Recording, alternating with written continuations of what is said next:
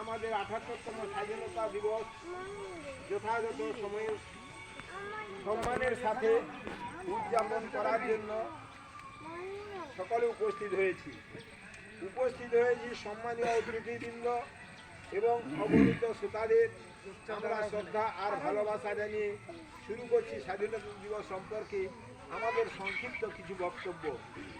মুক্তির মন্দিরে সোপানতলে কত প্রাণ হলো বলিদান, লেগে আছে অশ্রু জলে। বাস্তবে তাই শত প্রাণের আত্মবলিদানে আমরা জন্মভূমি ভারত স্বাধীন হয়েছে।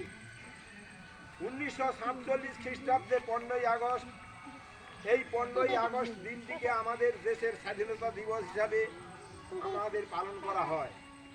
এই দিনটি ভারতবর্ষের ইতিহাসে এক গৌরবময় দিন। 200 বছরের স্বাধীনতার অন্ধকারে জাল ছিঁড়ে স্বাধীনতা অর্জন করেছিল। তাই আজ আমরা এই অমৃত মহোৎসব অনুষ্ঠানে সবাই সমবেত হয়েছি।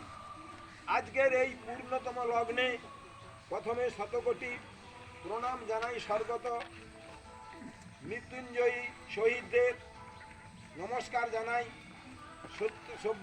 সভ্যবৃন্দ ও গুণীজনদের, বিপ্লবী শুভেচ্ছা জানাই আমাদের সহপাঠী বৃন্দের, ভালোবাসা জানাই শহীদ বেদিতে সমবেত ভাই বোনদের।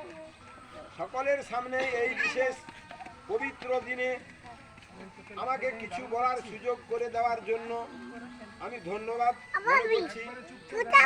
বলতে গিয়ে কিছু মনে পড়ে যায় পরাধীন ভারতবর্ষ, গ্লানি অপমানের ইতিহাস। এককালে যে ভারতবর্ষ সারা বিশ্বের কাছে সভ্যতা, সংস্কৃতি এবং পীঠস্থান ছিল,